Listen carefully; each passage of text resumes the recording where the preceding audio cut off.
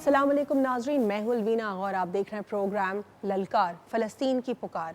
आज के इस खुसूसी प्रोग्राम में ना सिर्फ हम फ़लस्तीन की पुकार हैं, फ़लस्तीन के हवाले से बात करेंगे, लेकिन हम अपने पाकिस्तानियों को और मुसलमानों को आज की इस खुसूसी ट्रांसमिशन से आगाही भी फराहम करेंगे कि आखिर क्यों फ़लस्तीन की पाक सरज़मीन के हवाले से बात करना, इसके हवाले से लिखना और इसके लिए एक आवाज़ होकर बुलंद अपनी आवाज़ को बुलंद करना, खड़े होना क्यों ज़रूरी है। आज के इस प्रोग्राम में हम ये भी गुफ्तगू करेंगे कि अब तक जब से मस्जिद अक्सा पर 27 रमज़ान मुबारक पर ये सानहा हुआ, मुसलमानों को जो है उनकी इबादतगाह में जाकर, और वो भी उस इबादतगाह में जो कि मुसलमानों की सबसे अव्वलीन और किबला अव्वल है, इसकी बहुत सारी अहमियत है, इसके वर्चूज़ हम जानते हैं। उसके बाद इंटरनेशनल लॉ पर भी बात करेंगे, किस तरीके से इंटरनेशनल लॉ ने महफूज किया है इबादतगाहों को और इस पर कोई अटैक नहीं कर सकता, लेकिन मुसलमानों के जज्बात से खेला गया, मुसलमानों को तकलीफ़ पहुँचाई गई।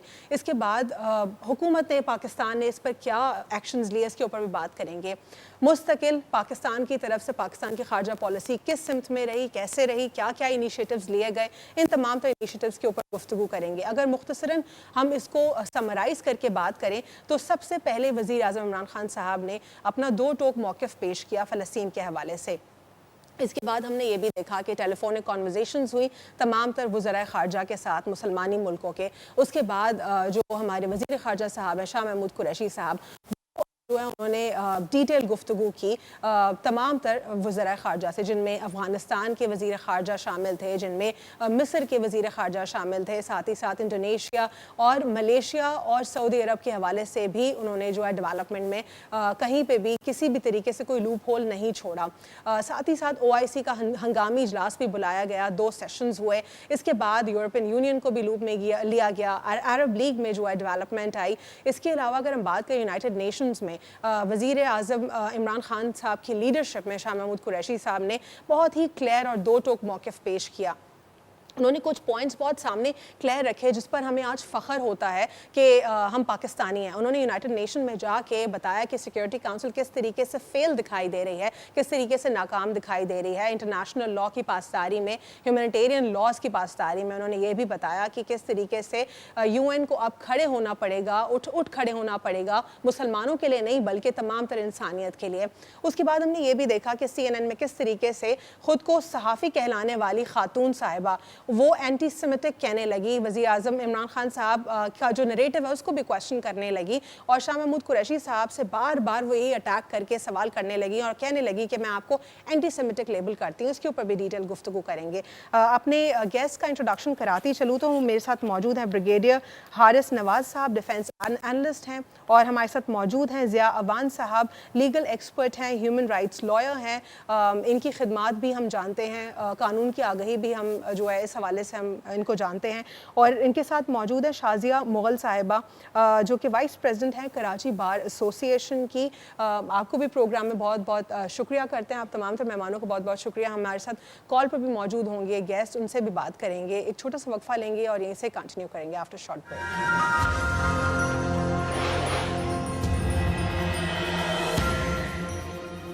Welcome back after break. नाज़रीन, ब्रेक के बाद अब हमें प्रोग्राम में ज्वाइन किया है ब्रिगेडियर तारिक खलील साहब ने, डिफेंस एनालिस्ट हैं। आपको प्रोग्राम में खुशामदीद कहते हैं। और हमारे साथ वीडियो लिंक पर मौजूद हैं जमील खान साहब, जो कि एक्स एम्बेसडर हैं और एनालिस्ट भी हैं। आपको भी प्रोग्राम में खुशामदीद कहते हैं।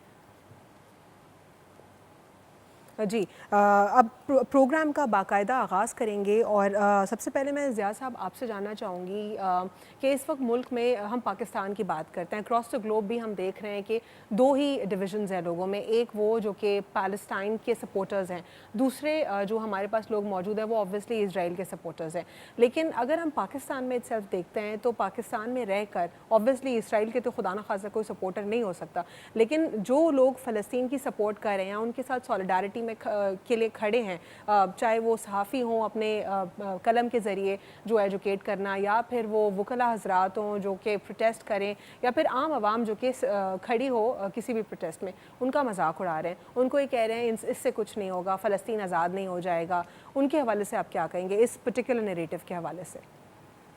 देखें, प्रैक्टिकली स्पीकिंग ये जो इस तरह के तो हर मुल्क में लोग मौजूद हैं जो बहुत ही डिप्रेस हो जाते हैं, जो इतनी लंबी मूवमेंट्स हैं, ये कोई یہ کوئی اتنی چھوٹی سی چیز تو ہے نہیں کہ جس کے ریزولوشن میں بہت جلدی ہو جاتا ہے. اس میں جس طرح کی سپر پاورز انوالو ہیں تو لوگوں کا یہ ڈپریشن بھی ہے جو آپ بتا رہی ہیں کہ وہ کہہ رہے ہیں کہ کچھ نہیں ہوگا. تو یہ عام ایک ہوتا ہے کہ لوگ کہتے ہیں کہ بھئی یہ آپ احتجاج کر رہے ہیں, اس سے کیا ہوگا. لیکن سافٹ پاور بھی تو کچھ ہوتا ہے نا ضیاء صاحب, سافٹ پاور کے تھرو پریشر کریٹ کیا جاتا ہے لوگوں کے ذریعے. بالکل ٹھیک ہے, لیکن اگر آپ اس کو اس کے وائس ورسا دیکھیں کہ اگر کوئی احتجاج نہ ہو ایگزیکٹلی تو یہی لوگ بولیں گے کوئی کچھ نہیں کرتا, جی کوئی احتجاج نہیں کرتا. تو یہ ایک سائیکی ہے, ہیومن سائیکی ہے, اور بہت سارے لوگ کچھ کرنا بھی نہیں چاہتے. اور جو یہ لوگ جو اسٹریٹ پہ کر رہے ہیں ان میں جو ہم دیکھ رہے ہیں سارا کہ ایک ایٹ لیسٹ ایک سولیڈیرٹی ہے. اب وکیل ہو یا جو آج جو آپ دیکھ رہے ہیں کہ سارے احتجاج ہیں, یہ فوجی تو نہیں ہے نا. فوج کا کام ہے کہ جا کے وہ لڑے یا جو بھی جو اس طرح کے لوگ ہوں گے. لیکن ہم سولیڈیرٹی تو اپنی کر سکتے ہیں, لیکن اس کے علاوہ بھی بہت ساری چیزیں ہم کر سکتے ہیں جو ہم آج کے پروگرام میں بات کریں گے کہ کون کون سی ایسی چیزیں ہیں جو کہ آپ اپنی نیشن کو گائیڈ کرتے ہیں. اگر کئی دفعہ آپ کی گورنمنٹ جو ہے بہت سارے ایشوز پہ بات نہیں کرتی, تو اس طرح کے جو ہوتے ہیں پروٹیسٹ, اور جب یا جرنلسٹ جو لکھ رہے ہوتے ہیں وہ گورنمنٹ کی کو گائیڈ لائن پرووائڈ کرتے ہیں. اینالسٹ بیٹھے ہوئے یہ جو بات کریں گے وہ بھی ایک گائیڈ لائن ہے ان کے لیے. تو یہ سارے بہت ویلیوبل چیزیں ہیں. جب آپ اس پہ کر رہے ہوتے ہیں تو پھر آپ کو چیزیں پتہ لگتی ہیں کہ بھئی گائیڈنس کیا ہے, کرنا کیا چاہیے. جو گورنمنٹ میں ہماری تو فارن پالیسی اتنی کوئی بہت اعلیٰ قسم کی نہیں رہی, ٹھیک ہے ابھی جو بھی رول ہے, لیکن کوئی اعلیٰ قسم کی نہیں رہی. تو اس لیے لوگوں کا ایک فرسٹریشن کا لیول بھی ہے کہ ہمارا رول کیا ہوگا, ہم کچھ کر سکتے ہیں نہیں کر سکتے. بہت سارے لوگوں میں انگزائٹی ہے, وہ کہتے ہیں فوراً اپنی فوج کو یہاں سے اٹھاؤ اور جا کے بھڑ جاؤ. ٹھیک ہے, وہ بھی نہیں ہو سکتا. ٹھیک ہے نا, کریکٹ. ایک چھوٹا سا وقفہ لیں گے اور وقفے کے بعد ہم جاننے کی کوشش کریں گے شازیہ مغل صاحبہ سے کہ جو کراچی بار کاؤنسل ہے اس نے فلسطین کے ایشو کو کس طریقے سے اجاگر کرنے میں مدد کی. After short break. Welcome back. ناظرین, بریک سے قبل میں شازیہ مغل صاحبہ کے لیے سوال چھوڑ کر گئی تھی, لیکن ہم پہلے ویڈیو لنک پہ جو ہمارے ساتھ موجود ہیں جمیل خان صاحب, ان کو ایکٹیو کر لیتے ہیں, ان سے بھی کچھ گفتگو کر لیتے ہیں, پھر میں شازیہ کی جانب بڑھوں گی. جمیل خان صاحب, آپ کیونکہ سفیر بھی ہیں اور یہ تمام تر جو سیناریو ہے, نریٹو, اس کو بھی بہتر طریقے سے جانتے ہیں, کیا سمجھتے ہیں آپ پاکستان کی فارن پالیسی اس وقت درست سمت میں, اور فلسطین کا معاملہ کیا بہت اچھے طریقے سے پاکستانی حکومت نے اجاگر کیا؟ جتنی پاکستانی حکومت میں اس وقت اسٹرینتھ ہے, اور میری اسٹرینتھ سے مراد یہ ہے کہ فارن پالیسی ہوتی کیا ہے, وہ وہی ہوتی ہے جتنی آپ اپنے ملک میں مضبوط ہوتے ہیں اتنی آپ کی فارن پالیسی مضبوط ہوتی ہے. یہ ریفلیکشن ہوتی ہے ملکی معاملات اور ملکی اپنے اندرونی جو حالات ہوتے ہیں اس کے حساب سے فارن پالیسی کو مرتب کیا جاتا ہے. تو دیے ہوئے معروضاتی حالات اور ماحولیاتی حالات میں سمجھتا ہوں کہ ایک صحیح سمت میں اور ایک بہتر طریقے سے اس وقت فارن پالیسی کے اہداف کو حاصل کرنے کی کوشش کی جا رہی ہے. اس میں صرف ایک بات ہے کہ فارن منسٹر کی پرفارمنس اچھی رہی, خاص طور پہ جو اب جنرل اسمبلی کی میٹنگ انہوں نے اس میں گئے, اس سے پہلے جو انہوں نے پریس سے انگیجمنٹ کی, اس کے بعد جو سی این این سے انگیجمنٹ کی, اور تمام بہت اچھا رہا, بہت عمدہ رہا. لیکن ہوتا یہ ہے کہ جو ہمارے ایمبیسی 100 سے زیادہ ہیں پوری دنیا میں, ان کو اس پالیسی کو جو آپ نے سنا فارن منسٹر سے, اس بات کو جو کہ آپ پرائم منسٹر سے سنتی ہیں اس معاملے میں, فلسطین کے کشمیر کے معاملے میں, اس کو ایگریسیولی پرسو کرنے کے لیے 3 طریقے ہوتے ہیں ایمبیسی کے پاس. ایک ٹریڈیشنل ڈپلومیسی, جس کے تحت جن ملکوں میں ہمارے ایمبیسیز اور ہمارے سفیر ہوتے ہیں وہاں وہ جا کے ان کو آگاہی دیتے ہیں. ان کو دیکھیں, ڈپلومیسی ہوتی ہے, نام ہے کنسسٹنسی کا, تو کنسسٹنٹلی ان کو یہ بتاتے ہیں کہ یہ معاملات ہیں. دوسرا ہے پبلک ڈپلومیسی. پبلک ڈپلومیسی سے وہاں کے عوام کو مختلف ذرائع سے, ذرائع ابلاغ اس میں شامل ہے, اس سے ان کو آگاہی دیتے ہیں. تو اس سے اس پبلک کی آگاہی کی وجہ سے متعلقہ ممالک پر پریشر پڑتا ہے, کیونکہ وہاں جلوس جلسے میں نکلتے ہیں, وہاں آواز بھی اٹھتی ہے, وہاں کالم بھی لکھے جاتے ہیں. اور تیسری اور سب سے اہم بات ہے وہ ہے لیگل ڈپلومیسی کی. لیگل ڈپلومیسی کے تحت پھر یہ انٹرنیشنل قانون کے ذریعے, جیسے پاکستان اگر چاہتا تو, جیسے کہ OIC کی جب میٹنگ ہوئی کہ جس میں نہ پہلے لیول کی میٹنگ کال کی گئی جو سربراہان کی میٹنگ ہے, نہ دوسرے لیول کی میٹنگ کال کی گئی جو کہ کاؤنسل آف فارن منسٹر کی ہے, تیسرے لیول کی میٹنگ جو کہ آرٹیکل 12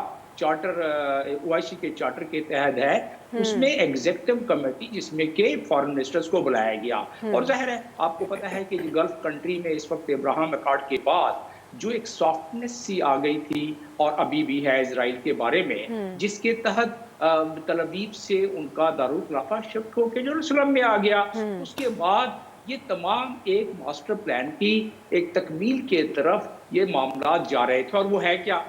ویسے تو اس کی لمبی تاریخ ہے، اگر میں تاریخ میں جاؤں تو 1 منٹ کے لیے چلیں بیان کر دیتا ہوں. 1897 میں یہ زائونزم کی بنیاد سوئٹزرلینڈ میں رکھی گئی.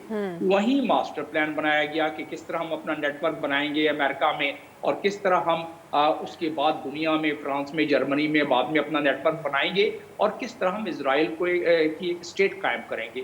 اسی طریقے سے بیلفور جو ڈیکلیریشن ہے وہ بعد میں ہو گیا 1917 میں. اسی طریقے سے برٹشرز کو منایا گیا کہ آپ عثمان رجیم سے آپ لڑ کر یہ علاقہ اپنے قبضے میں لیں، اور ہم آپ امریکہ کو زائونزم کے ہیڈ نے کہا کہ ہم امریکہ کو وائٹس مین نام تھا اس کا، لین وائٹس مین، اس نے امریکہ کو کنونس کیا کہ آپ ان کا ساتھ دیں.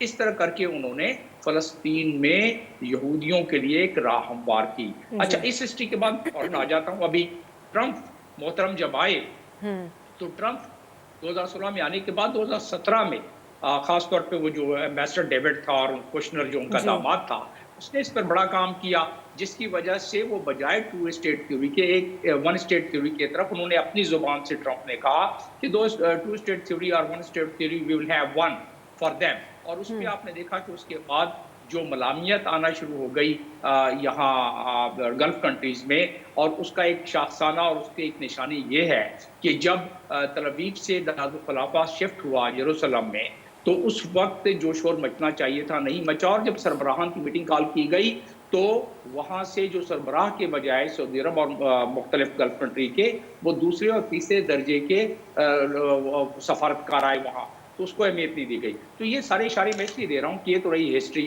اب آپ آ جائیں فارن پالیسی. ہماری دیے ہوئے حالات میں ہماری اپنے فارن پالیسی کے مطابق فلسطینیوں کو ہم نے اس دفعہ ان کے معاملات کو کافی اجاگر کیا، مگر ایک کاش کہ جس طریقے سے اجاگر کیا گیا فارن منسٹر اور پرائم منسٹر کی طرف سے، اس طریقے سے ہر ایمبیسی سے بھی کیا جاتا. لیکن ایسا کیونکہ ہمارے ایک اسٹرکچر ہے، وہ اسٹرکچر میں ابھی بہت ساری چیزیں اور شامل ہونا باقی، جس کی وجہ سے اس کو کرنا پڑے گا آگے جا کے.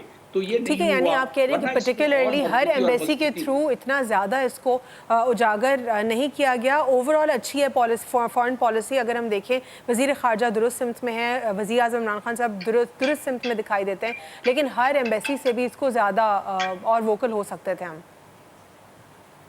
جی ہاں، بالکل ایسا ہی ہے، ایسا ہی ہے. ٹھیک. جمیل صاحب آپ کا لاسٹ ویو میں لینا چاہوں گی اس حوالے سے کہ کیا سمجھتے ہیں آپ پاکستان اور بہتر طریقے سے کیسے فلسطین کا ساتھ دے سکتا ہے اس معاملے میں؟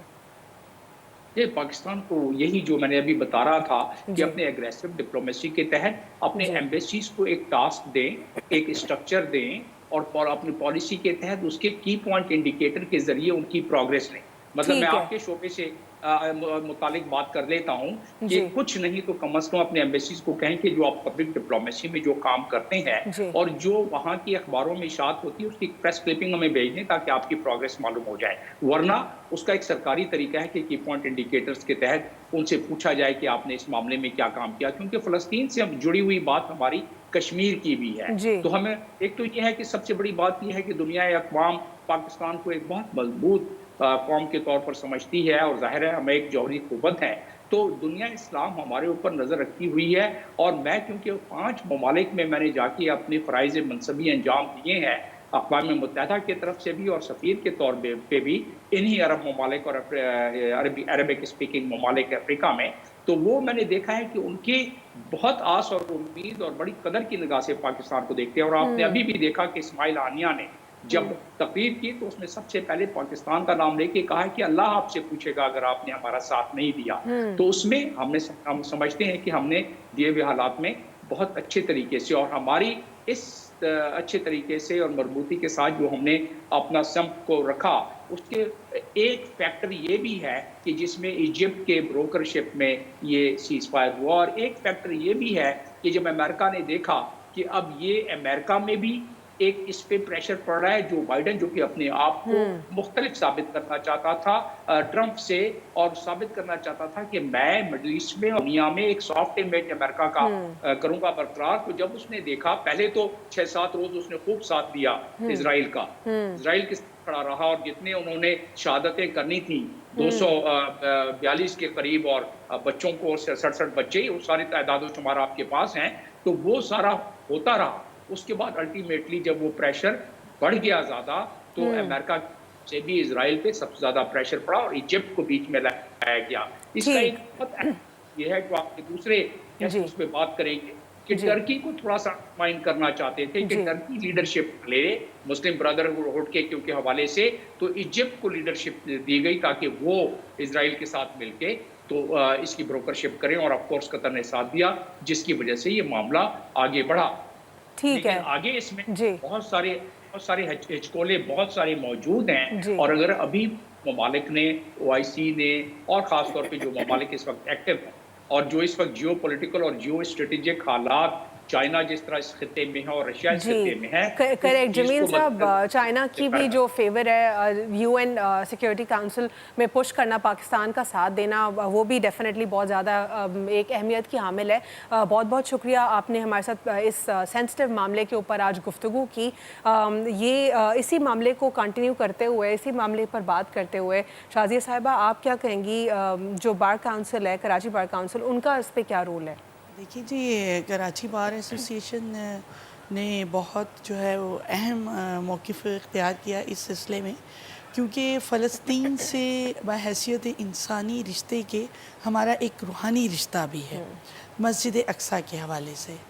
تو ہمارے وکلاء کی جو بار ایسوسیشنز ہیں, نہ صرف کراچی بار ایسوسیشن بلکہ Sindh bar association, Pakistan bar association اور سپریم کورٹ بار ایسوسیشن نے جو ہے وہ فوری طور پہ, حالانکہ رمضان کا منتھ تھا, فوری طور پہ ہم نے جو ہے وہ اس میں اپنے پروٹیسٹ کیا. ہم نے اس سلسلے میں اسرائیل کے خلاف ریزولیشنز پاس کی اور ہم نے UNO میں جا کے یادداشت بھی پیش کی. اس کے علاوہ ہم نے UNO کو ایک لیٹر بھی لکھا ہے کہ فلسطین میں جس طرح سے مسلمانوں پہ, خواتین پہ, بچوں پہ جو ظلم و ستم کیا گیا ہے اس پہ ہم نے بھرپور احتجاج اپنا ریکارڈ کروایا ہے. اور میں سمجھتی ہوں کہ آپ نے ایک کوشچن کیا تھا کہ کیا وجہ ہے کہ لوگوں میں ایک مایوسی سی بھی ہے اور کچھ لوگ کہتے ہیں صحیح ہے پروٹیسٹ کچھ نہیں. تو میں اس سلسلے میں الوینا کے بتانا چاہوں گی کہ ایکچولی میں سمجھتی ہوں کہ ہمارے بچپن سے ہم فلسطین اور کشمیر کے بارے میں سنتے آ رہے ہیں کہ وہاں پہ کیا حالات ہیں, مسلمانوں کے ساتھ کس طرح کے جو ہے وہ ان کے رویے ہیں. تو اس چیز نے لوگوں کو تھوڑا سا مایوس کر دیا ہے کہ آخر کب تک صرف ریزولیشن پاس ہوتی رہیں گی, صرف ہماری جا کے UNO میں اسپیچ ہوتی رہیں گی, آیا کب ہم جو ہمارا موقف ہے, میں سمجھتی ہوں کہ ہمیں جمیل صاحب نے جس طرح کہا کہ ہمیں فوری طور پہ جو ہماری ایمبیسیز ہیں ان کو جو ہے وہ ایکٹیو ہونا چاہیے. ٹھیک ہے, بہت اسی کو کنٹینیو کریں گے اور بریگیڈیئر حارث صاحب سے بھی جانیں گے, اس پر مزید گفتگو کریں گے آفٹر شارٹ بریک.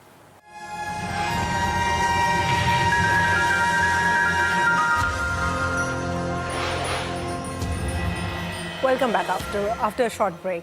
ناظرین, بریک کے بعد اب ہم پروگرام میں گفتگو کریں گے اپنے دیگر مہمانان سے, اور ہمیں ویڈیو لنک پر جوائن کیا ڈاکٹر اعجاز اکرم صاحب نے, جو کہ انٹرنیشنل ریلیشنز ایکسپرٹ ہیں, اور ان سے بھی بات کریں گے فلسطین کے مسئلے کے اوپر. سب سے پہلے ان کو خوش آمدید کہتے ہیں. السلام علیکم. وعلیکم السلام, تھینک یو فار ہیونگ می.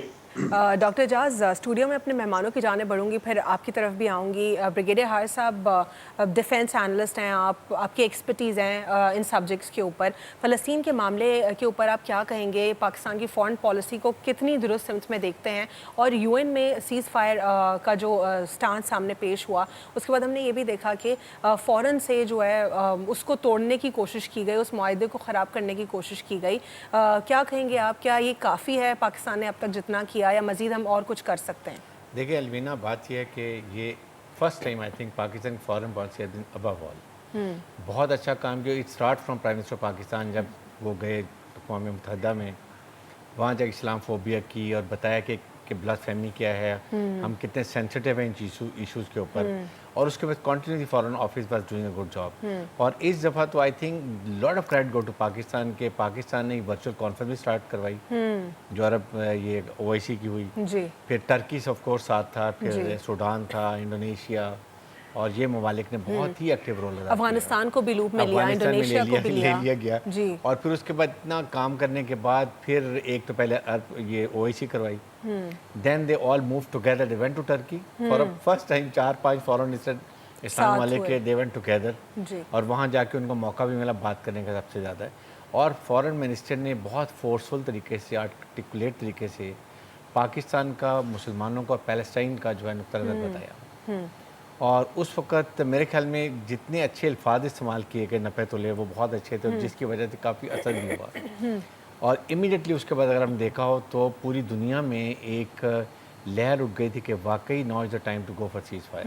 جبکہ امریکہ ہمیشہ, آپ نے دیکھا پہلے فرائیڈے کو ہونے لگا تھا اجلاس جنرل اسمبلی کا, انہوں نے لیٹ کر کے سنڈے کو کروایا تھا. 3 دن اور اسرائیل جو جتنا نقصان پہنچانا ہے, سافٹ ٹارگیٹ, حماس کو نقصان, جتنا قتل و غارت کرنا کر لے. اس کے بعد پھر نیچرلی آپ نے دیکھا کہ ایون یونائٹڈ نیشنز کی طرف سے جو 15 ممبرز ہوتے ہیں, 14 ممبرز نے یہ اعتراف کیا کہ سیز فائر فوراً ہونی چاہیے, لیس امریکہ. ٹھیک. پھر اس کے بعد جرمنی بھی الٹیمیٹلی آنا, سب آگے ممالک میں آ گئے, اور وہ پھر ایک سیز فائر ہو گئی, کیونکہ اتنا پریشر پڑ چکا تھا میڈیا کا. حالانکہ جرمنی بھی انیشلی جو ہے وہ نہ تو سپورٹ میں تھا, نہ فیور میں تھا, خاموش تھا. بالکل بہت اگینسٹ بولے, اٹ واز ویری سرپرائزنگ. اور پھر اس کے بعد انہوں نے کہا جی, اور سب سے حیرانی کی بات, ایوری بڈی سے اسرائیل اے رائٹ ٹو ڈیفینڈ, لیکن یہ نہیں کوئی کہہ رہا کہ واٹ اباؤٹ دا پیلسٹینینز جو نہتے ہیں, جن کے پاس نہ ویپن ہے, امونیشن ہے, اور جو مظلوم کی آواز بنا ہے اس کو اینٹی سیمیٹک بول دو, اور وہ حماس کے راکٹ ان کو نظر آ جاتے ہیں. Why those rockets are coming, nobody is talking about that. تو یہ سیکنڈ دیکھیں, ہر ایک بات کرے clash between Palestine and Israel, there is no clash ہوتا دو آرمیوں کے درمیان. یہ اسٹرگل ہے, کریکٹ. یہیں سے بریگیڈیئر حارث یہیں سے کنٹینیو کریں گے, اور بریگیڈیئر خلیل سے بھی جاننے کی کوشش کریں گے, لیکن چھوٹا سا وقفہ لیں گے, اس کے بعد کنٹینیو کرتے ہیں آفٹر شارٹ بریک.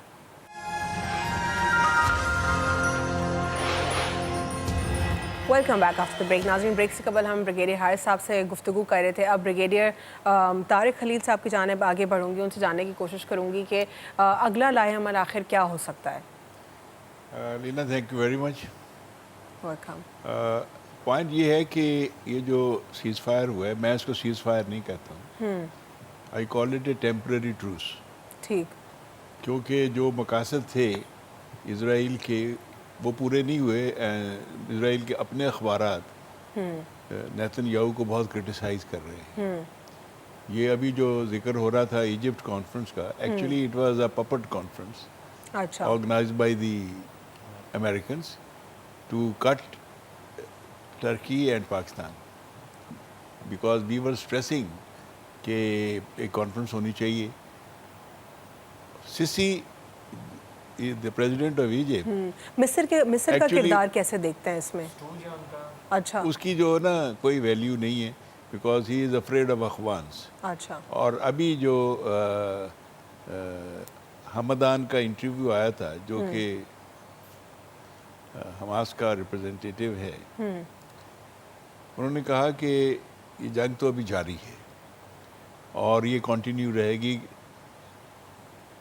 جب تک.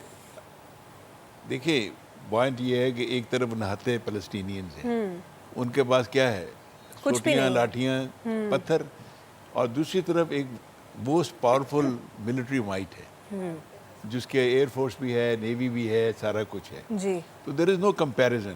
تو جو ہماری ڈیمانڈ ہے, جو ابھی جنرل اسمبلی میں اٹ واز ایکوڈ بائی ورچولی آل, کہ جی ایک انٹرنیشنل میکانزم ہونا چاہیے. اب وہ یونائٹڈ نیشن فورس کی صورت میں ہو, اور اگر وہ نہیں ہوتی ہے تو میں یہ سمجھتا ہوں کہ Pakistan, Turkey and Malaysia should contribute and tell the world that we are going to put the force, not to fight Israel, but to defend the Gaza and West Bank. یہ اسی پرٹیکولر پوائنٹ کو mention کیا شاہ محمود قریشی نے international کیا, انہوں نے یہ point کیا ہے. اور دوسری جو بات ہے وہ ہے کہ there should be a systematic diplomatic approval of the status of Gaza. کیونکہ دیکھیں اگر وہ ہو جاتا ہے جیسے ٹرکی اب کوشش کر رہا ہے to have an agreement with the government of Gaza and Fateh and on the other side West Bank کے ساتھ, تو ان کو ایک ڈپلومیٹک لیوریج ہو جاتا ہے to give the support. Then something happens, then Turkey can retaliate because we have a diplomatic relation, so we're doing it. Israelis are against it. They are not allowing this to happen. دوسری بات جو بڑی important ہے جو کہیں mention نہیں ہو رہی ہے وہ ہے Russian and Chinese involvement. Actually یہ سیز فائر رشین اور چائنیز پریشر سے ہوئی. China worked quietly, the Russians worked forcefully. They gave an ultimatum because Russia feels if Israel is allowed to expand, it is going to threaten the Russian interest in the Middle East. They say they are directly threatening us now. جو greater اسرائیل کا جو خواب ہے جس میں آدھا سعودی عربیہ بھی آ جاتا ہے, ہاف آف دا عراق آ جاتا ہے, پورا صناعی آ جاتا ہے, دوسرے تو وہ تو پھر اگر پھیل جاتے ہیں تو that mean for next 400 year 5 Arabs are nowhere. ٹھیک, اور اس کا احساس نہیں ہے ابھی بھی, عربس کو بھی احساس نہیں ہے اس کا. عرب کو بھی احساس ہے but they have been nullified by the Americans by way of, جیسے کہ کانسٹنٹلی جو سیکرٹری آف اسٹیٹ تھے Blinken, he was in contact with Saudi Arabian شاہ Salman and M B S, similarly U A E کا جو ولی عہد ہے اس سے, and he was constantly forcing them to keep low. ٹھیک ہے, اس کا رزلٹ بھی آیا, اس کا وہ اتنے نہیں بولے جی, لیکن ابھی جو آگے جا کے میں سمجھتا ہوں کہ یہ ٹیمپریری ٹروس ہے. جی, it will flare up again unless the proper mechanism. ایک پرماننٹ سولوشن کس طریقے سے ہو سکتا ہے, کیا ہو سکتا ہے, اس کے اوپر بھی بات کریں گے اور ڈاکٹر اعجاز اکرم سے بھی پروگرام میں گفتگو کریں گے آفٹر شارٹ بریک.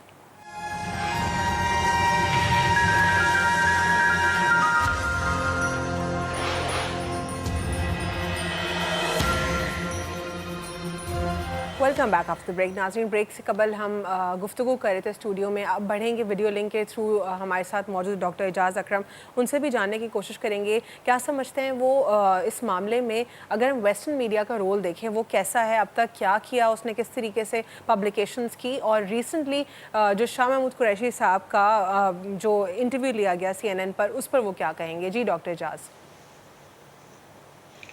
دیکھیں, جو مغربی دنیا نے جو کوریج دینا ہے اسرائیل کی, جو کارپوریٹ میڈیا کا پرائیویٹ کرنا ہے, اس کے اوپر ہمیں وقت ضائع کرنے کی, بیکاز وہ 70 سال سے یہ کرتے ہیں.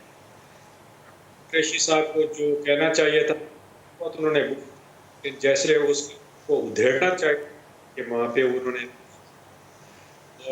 چلیں فارن منسٹر ہیں, پیچھے سے اسٹیٹ کا مینڈیٹ تھا جو انہوں نے نہیں کہا. انٹرویو تقریباً انہوں نے سارا ڈیفینسو پہ دیا ہے. جب انہوں نے یہ مینشن کیا تھا کہ آپ اینٹی سیمیٹزم کی بات کر رہے ہیں, تو اینٹی سیمیٹزم کو پکڑ کے خاصا بتاتے ہیں کہ سیمیٹزم ایکچولی خود کرتا ہے, جو اکثریت اس کی خود ہی سیمیٹک نہیں ہے, اور مسلمان سارا اوریجن ہی سیمیٹک ہے, ہمارا پروفٹ بھی اسلام سیمیٹک تھے. تو یہ جو اس طرح سے ہیں, یہ بڑا موقع ہے ان کو اب یہ اچھا خاصا رگڑا دینے کا, لیکن انہوں نے ظاہر یہی حالت ہے ہماری جو ہے سول اور قیادت دونوں تھوڑے سے دور ہیں, اور ان کو اب نئی دنیا کے لیے تیار ہونا پڑے گا. یہ 7 نکات ہیں جو میں آپ کی خدمت میں پیش کرنا چاہتا ہوں. سب سے پہلے یہ ہے کہ جو اسرائیل کی بنا ہوا تھا کہ ناقابل تسخیر اس کی قوت ہے, اس میں کافی ڈنٹ پڑا ہے. نمبر 2, جو حماس کی جو قانونی اور اخلاقی حیثیت تھی, اس کی لیجیٹیمیسی میں بہتری آئی ہے, اور اسرائیل کی یہی لیجیٹیمیسی کے اندر کافی زیادہ ڈنٹ پڑا ہے ورلڈ وائڈ. اور ہم نے یہ بھی دیکھا کہ جو ایران حماس حزب اللہ پہلے سے ایکشن انگیج کر رہے تھے, یہ بھی دیکھا کہ دیگر والے کے استعمال ہوئے ہیں بتدریج. اتنی فورس انشاءاللہ جا سکتی ہے کہ آنے والے وقت کو اور آئیں گے. ملیشیا ہے, مالدیوز ہے, افغانستان ہے, ترکی اور پاکستان. اور انٹرنیشنل سپورٹ بھی دیکھی جو کہ چاہتا اس نے جس سے آ کے تو اسرائیل کو ریپریمانڈ کیا ہے, یہ پہلے دیکھو. اور اور چھٹا پوائنٹ جو یہ ہے کہ یو ایس کی ویسٹ انڈیا کی گورنمنٹ ہے یہ ایکسپوز ہو گئی مزید سٹیزن جرنلزم جو کہ بہت اچھا ہوا. اب اس بات پہ آتے ہیں پاکستان کو کیا کرنا چاہیے ساتھ.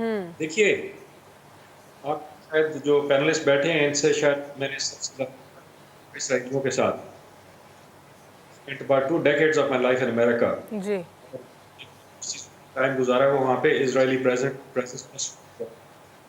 ان کے مائنڈ سیٹ کو میں اندر سے جانتا ہوں. دہشت گرد ہیں سوائے جو ارتھوڈاکس اسمال کمیونٹی کے علاوہ آل ٹیررسٹ. ان کو ٹریننگ دی جاتی ہے, یہ ہراس کرتے ہیں آپ کو, ان کو ٹیکنیک سکھائی جاتی ہیں ہراسمنٹ کی, ان کو ٹیکنیک سکھائی جاتی ہے چیلنج کرنے کی, ڈسکرسو ٹریننگ دی جاتی ہے, ٹیررزم میں دی جاتی ہے. 100 سال سے یہ زائنسٹ جو ہیں یہ بھیجتے ہیں. تو ان کو بیک فوٹ پہ پاکستان کے اسکالرس نے, پاکستان کے جرنلسٹ نے اور ہماری سول یہ وقت ہے اس پر سامنے بڑھ کے جو ہے کھلے عام مقابلہ کرنا, اور وہ سب سے پہلے کریں گے وہ by challenging Zionism. Threat to the سونی جو آئیڈیالوجی ہے, جو فکر ہے, بہت بڑا تھریٹ ہے. جیسے کہ ہندوتوا بہت بڑا تھریٹ ہے, اس چیز کو ایکسپوز کیوں نہیں کرتے, اپنے میڈیا کو صاف کریں. یہ برا لگ رہا ہے, لیکن ڈاکٹر اعجاز برا لگ رہا ہے نا ان کو, زائنزم کے حوالے سے پوسٹرز دیکھ کے برا لگ رہا ہے. زائنسٹ کی جو اسٹریٹجیز ہیں وہ ان کو سننا گوارا نہیں ہے. جس طرح CNN پہ بیٹھی جرنلسٹ جو ہیں وہ بار بار اینٹی سیمیٹک کہہ رہی ہیں, اور جو اسلاموفوبیا پھیلا ہوا ہے ویسٹ میں اس پر کوئی اسٹانس سامنے نہیں آیا. جی دیکھیں ان کو تو الوینا they are mandated to do that. ان کا ذمہ ہے, ان کو پیسے دیے جاتے ہیں, اور ان کی جو نظریہ ان کا فکر جو ہے وہ یہ وہی کرنا ہے کہ ہم کیا کرنا ہے. ہمارا جو ہے وہ ہتھیاری ہمارے ہاتھ میں نہیں ہے, یہ نہیں میڈیا ہمارے کنٹرول میں. تو سب سے پہلے تو یہ جو پیمرا شیمرا فضول سارے, اب اس وقت یہ عسکری قیادت کو چاہیے نئے سسٹم کو اور سب سے پہلے میڈیا کو ختم کریں. یہ کارپوریٹ میڈیا بنایا اتنی یا زائنس کے ہاتھ میں ہے کہ جو مالک ہیں وہ ان کے رولز کے اوپر ہیں ڈائریکٹلی اور انڈائریکٹلی. ٹھیک ہے, بہت بہت شکریہ آپ پروگرام میں شرکت کرنے کے لیے ڈاکٹر اعجاز اکرم صاحب.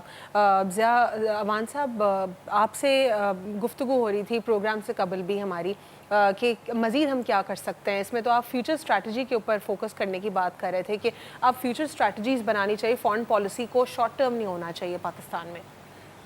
دیکھیں یہ میرے جو ہمارے پینلسٹ ہیں انہوں نے بڑی اچھی بات کی, اور خاص طور پہ جمیل احمد خان نے بہت اس کا جو بیک گراؤنڈ بتایا. میرا اپنا خیال یہ ہے کہ پوری دنیا میں جو بڑی ہیومن رائٹس کی آرگنائزیشنز ہیں, ہمارے جو یہ 4-5 ملک ہیں, ٹرکی, پاکستان اور ملیشیا, اور اگر اسلامک جو ہے نا وہ کانفرنس بھی اگر وہ چاہیں تو ان کی ایک کانفرنس بلائیں.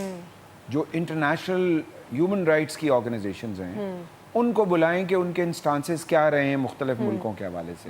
مثال کے طور پہ پاکستان میں جب مارشل لاء کے زمانے میں جب ٹیئر گیس وغیرہ ڈیموکریٹک جو اسٹرگل کے حوالے سے ٹیئر گیس ماری جاتی تھی, اس وقت ہیومن رائٹس کی آرگنائزیشن انٹرنیشنل یہ کہتی تھی کہ اگر کینیڈا سے وہ ٹیئر گیس آ رہی ہے تو اس کو بند کرنا چاہیے. اچھا ٹھیک ہے نا. تو اب میرا اپنا خیال یہ ہے کہ اتنا بڑا جو انسیڈنٹ ہوا اور جو ریگولر ہو رہا ہے پیلسٹائن میں, اور جس طرح سے یہ جو وار کرائم اسرائیل نے کیے ہیں, اس وار کرائم کے سارے ایویڈنسز ہمارے پاس موجود ہیں. ٹھیک ہے نا, بینگ لائر ہمیں یہ پتہ ہے کہ بھائی کون سے ایویڈنسز کی ضرورت پڑتی ہے. جس طرح طارق صاحب نے بھی بات کی وہی بات انڈورس شاہ محمود قریشی صاحب نے بھی کی, نو آرمی نو ایئر فورس نو نیوی, اور پھر آپ کہہ رہے ہیں کنفلکٹ ہے. اب ہونا یہ چاہیے کہ جو یہ الائنسز ہیں, چاہے وہ اسلامک ہوں یا یورپین ہوں یا سارے الائنسز ہیں, ان کو چاہیے کہ اس پہ ایک انویسٹیگیشن شروع کریں. وہ سارے کیونکہ انٹرنیشنل کورٹ آف جسٹس میں اور انٹرنیشنل کرمنل کورٹ میں دونوں جگہوں پہ کنٹریز جا سکتے ہیں. دیکھیں نا, کنٹریز جا سکتے ہیں, میں اور آپ نہیں جا سکتے. میں اور آپ نہیں جا سکتے, ہم اپیئر ہو سکتے ہیں ایز اے لائر.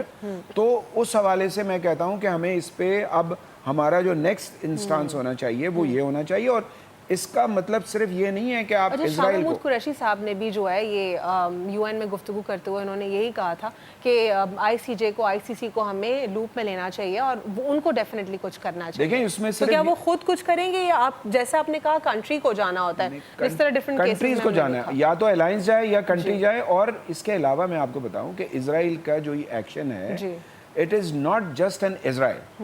आपने एक बहुत बड़ा मुजाहरा हुआ लंदन में, और लंदन में एक फैक्ट्री के अंदर लोग चले गए, और वो फैक्ट्री क्या थी? वो ड्रोन की फैक्ट्री थी जो यूटिलाइज होते थे फॉर पैलेस्टाइन, ठीक है ना। So it's a weapon which is used against the like Palestinian people, और उनको ऑप्रेस करने के लिए। तो उन्होंने कहा इस ड्रोन की फैक्ट्री को बंद करो।